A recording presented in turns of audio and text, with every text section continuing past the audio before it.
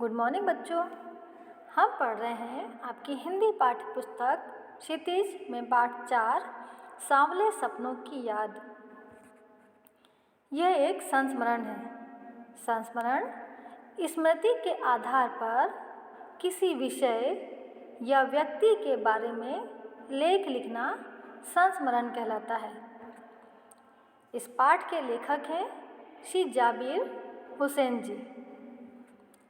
यह पाठ सालिम अली पर केंद्रित है। सालिम अली एक पक्षी प्रेमी थे।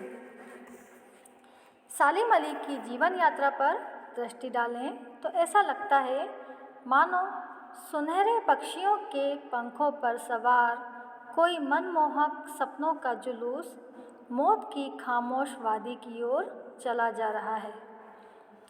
इस भीड़ में आगे आगे चल रहे हैं प्रसिद्ध पक्षी प्रेमी सालिम अली। आज वह जीवन की भीड़ भाड़ और तनावों से अंतिम विदाई ले चुके हैं। उनको वापस लाना किसी के वश की बात नहीं है।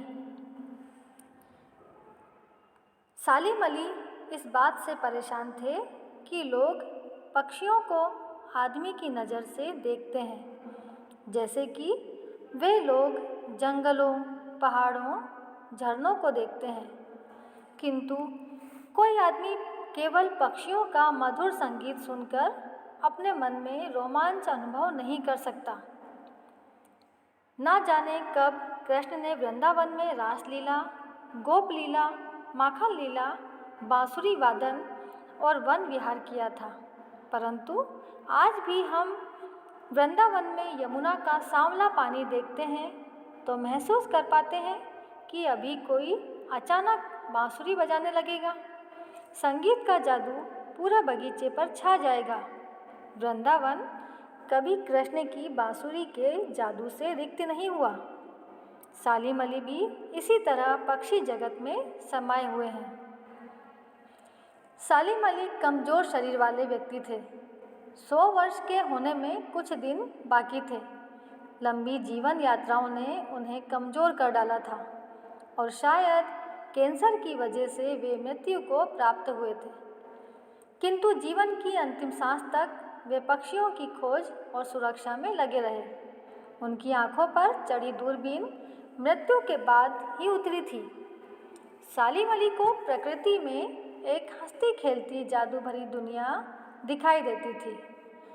उन्हें अपनी मेहनत की दुनिया बनाने में उनकी पत्नी तहमीना का भी बहुत बड़ा योगदान था।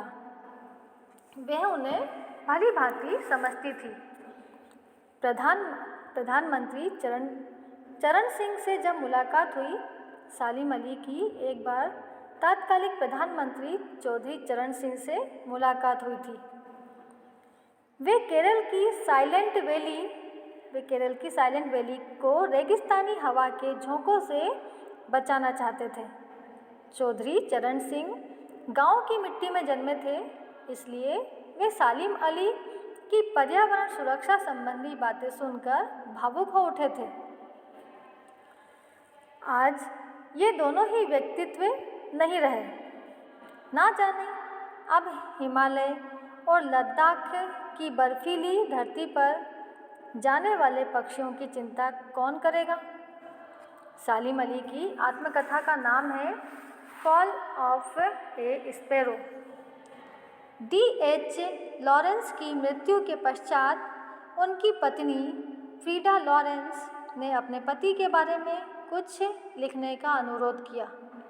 फ्रीडा ने कहा, मेरे पति के विषय में मुझसे अधिक मेरी छत पर बैठने वाली गोरैया जानती है।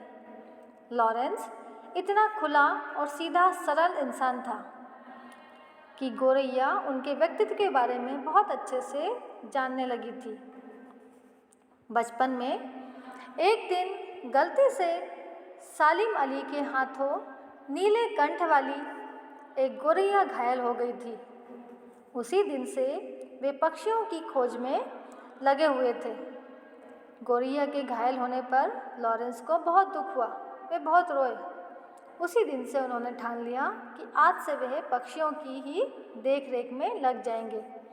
प्रकृति के रहस्यों को जानने के लिए वे एक से एक ऊंचाइयां छूने लगे, मानो वे प्रकृति के प्रतिरूप बन गए।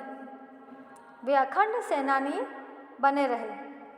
उन्हें याद करने पर लगता है कि आज भी वे पक्षियों की तलाश में निकले होंगे और अभी गले में दूरबीन लटकाए खोजपूर्ण परिणामों के साथ वापस आ जाएंगे।